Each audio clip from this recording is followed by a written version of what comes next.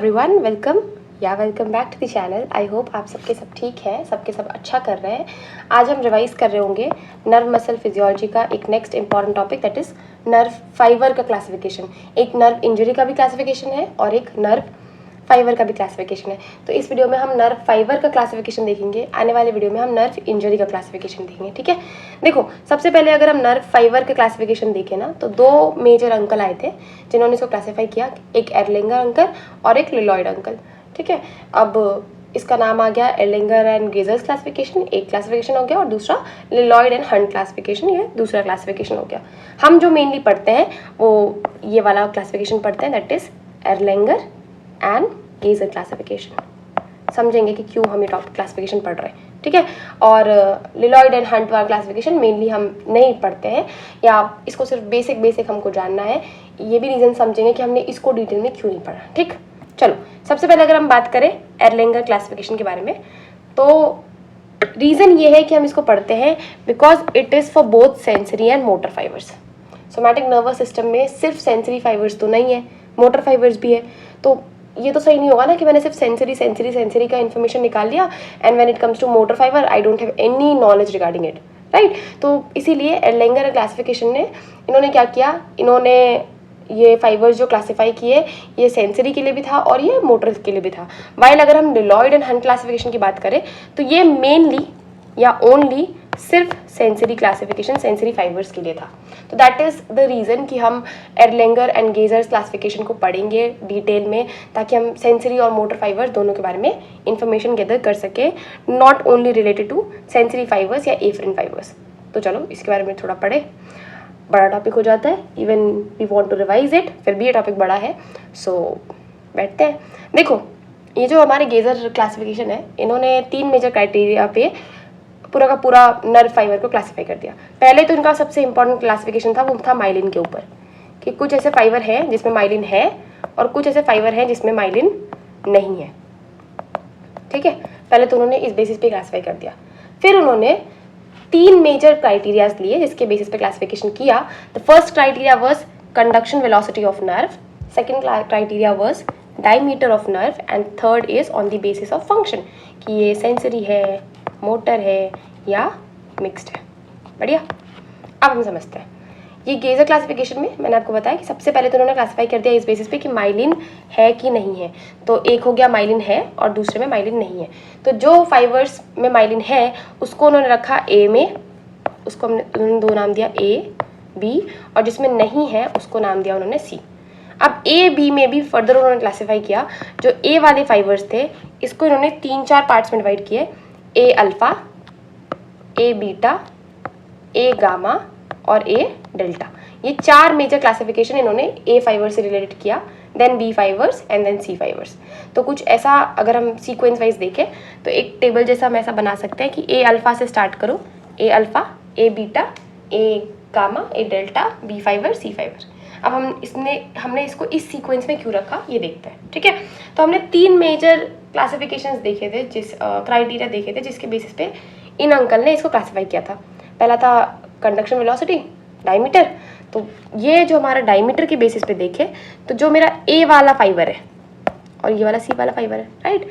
तो जो ए वाला फाइबर है उसमें भी जो ए अल्फा वाला फाइबर है उसका डायमीटर सबसे बड़ा होता है और थिकनेस भी सबसे ज़्यादा होती है। ठीक है, तो ये किसके बारे में बात करें हम, ए अल्फा के बारे में। It has the largest diameter and it has the maximum thickness. While when it comes to C fibers, it has the smallest diameter and it is the thinnest fiber. बढ़िया, तो ये किसके बारे में बात करें, सी के बारे में। और डैश डैश डैश डैश इसके बीच में सारे आ जाएंगे, A B, A gamma, A delta, B और सी फाइबर्स। ठीक है, तो A alpha is the thickest fibre and the largest size, A and the C fibre is the smallest fibre and it is thinnest.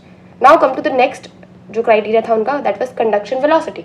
Again A alpha has the maximum conduction velocity, फिर आता है A beta, फिर gamma, फिर delta, फिर B और फिर सी fibre. तो minimum velocity है हमारे पास अगेन इन सी फाइबर्स।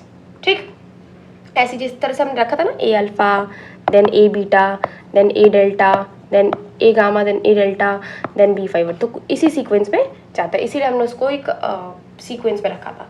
अब स्पाइक ड्यूरेशन की बात करें या एक्शन पोटेंशियल ड्यूरेशन की बात करें तो ये इसमें उल्टा हो जाता है कि एक्शन पोटेंशियल का ड्यूरेशन जो है वो ए अल्फा में लीस्ट रहता है स्पाइक पोटेंशियल का, और जो सी फाइवर्स है उसमें स्पाइक पोटेंशियल सबसे ज़्यादा देर तक के लिए ड्यूरेशन के लिए रहता है। ठीक है, so this was the 3 criterias. वैसे उन्होंने एक क्राइटेरिया रखा था फंक्शन के ऊपर जो हम आगे पढ़ रहे होंगे डिटेल में, लेकिन ये जो 3 मेजर क्राइटेरियाज थे that is spike duration, conduction velocity and diameter. तो कंडक्शन वेलोसिटी और डायमीटर की बात करें तो A alpha has the maximum conduction velocity, maximum thickness and has the maximum diameter, while C fibers has the minimum thickness, thinnest in short, smallest nerve fibers and has the minimum conduction velocity, right? अब आते हैं function. तो function के basis पे इन्होंने classify किया था। तीसरा क्राइटेरिया था जो हमने देखा था that is based on function. तो हमने देखा था कि जो लिलॉयड एंड हंट क्लासिफिकेशन था that was totally sensory based, इसीलिए हमने उसको फर्दर पढ़ाई नहीं किया था। बट ये जो एर्लेंगर और गेजर क्लासिफिकेशन थे इन्होंने सेंसरी भी रखा, मोटर भी रखा और मिक्स्ड जो फाइबर्स है उनके बारे में भी रखा। ठीक है, तो ये जो हमने A alpha, A beta, A delta, A gamma, B fibre, C fibre ये जो हमने देखा है इसका फंक्शन क्या है और ये किस तरह के फाइबर्स में आते हैं हमको ये देखना है when it comes to function of nerve fiber. तो सबसे पहले बात करते हैं ए अल्फा से रिलेटेड। तो ए अल्फा का काम होता है जॉइंट पोजीशन को सेंस करना, प्रोप्रियोसेप्शन। ठीक है, पोजीशन ऑफ जॉइंट सेंस करना is the function of A alpha fibers. तो ये क्या हो गया हमारे पास सेंसरी फाइबर्स है। Now when it comes to A beta, तो ए बीटा हमारे स्पाइनल कॉर्ड्स में प्रेजेंट है। दिस मेक्स और this forms the part of alpha motor neurons, और अल्फा मोटर न्यूरॉन में ही उसका नाम है दिस आर मोटर फाइबर्स। बढ़िया। Now come to A gamma. A gamma की बात करें तो ये गामा स्पिंडल फाइबर बनाता है, गामा मोटर न्यूरॉन बनाता है। मसल स्पिंडल जब हम CNS पढ़ते हैं तो ये एक SAQ का टॉपिक बनता है दैट इज मसल स्पिंडल। ठीक है, और अगेन गामा मोटर न्यूरॉन इसका फंक्शन क्या है, मोटर फंक्शन है जो कि मसल स्पिंडल में प्रेजेंट होता है and it help in regulation of muscle tone, tone regulation of muscle. बढ़िया, तो ए अल्फा देख लिया, ए बीटा देख लिया, ए गामा देख लिया। अब बात करते हैं ए डेल्टा की। तो ए डेल्टा और सी फाइबर जब हम पेन पाथवे पढ़ेंगे तब हम वहाँ पे पढ़ते हैं अबाउट दिस फाइबर्स। तो जो ए डेल्टा है that is regarding fast pain, first pain, fast pain, और अगेन पेन पाथवे को कैरी कर रहा है तो ये सेंसरी फाइबर्स है। फिर आता है हमारे पास बीटा फाइबर्स। तो बीटा फाइबर्स बनाते हैं pre ganglionic autonomic nervous system के फाइबर्स। तो ऑटोनॉमिक नर्वस सिस्टम के फाइबर्स जो प्री गैंग्लियोनिक है that is beta fibers, beta, हाँ बीटा, ठीक है, beta neurons, beta fibers. While when it comes to C fibers तो इसके 2 फंक्शन है सी फाइबर्स का, एक तो slow pain, again slow pain, secondary pain, dull pain, इसकी वजह से सेंसरी फाइबर्स हो जाते हैं और ये बनाते हैं ऑटोनॉमिक नर्वस सिस्टम का पोस्ट गैंग्लियोनिक फाइबर्स। ठीक है, तो it forms the post ganglionic nerve fibers of autonomic nervous system. तो अभी हमने सारे के बारे में देख लिया when it comes to A alpha, फिर ए बीटा, फिर ए गामा, फिर ए डेल्टा, फिर बी फाइबर्स, फिर सी फाइबर्स, राइट। तो ये हमारे सारे के सारे क्या हो गए फंक्शंस। एक बार रिवाइज करें, ए अल्फा मतलब जॉइंट का position, proprioception related function, again it is a sensory fiber. Then when it comes to A beta it is a fiber of spinal cord, spinal cord में ये motor neuron बनाता है तो again it is a motor fiber. Then A gamma is a muscle spindle fiber, gamma motor neuron बनाते हैं जो कि tone regulate करते हैं, अगेन मोटर न्यूरॉन होने की वजह से मोटर फंक्शन है। देन हमारे पास आता है A delta. A delta is responsible for first pain, sharp pain या फास्ट कंडक्शन पेन। जब हम पेन पाथवे पढ़ रहे होंगे तब पढ़ेंगे, जिसके कारण it is sensory in function.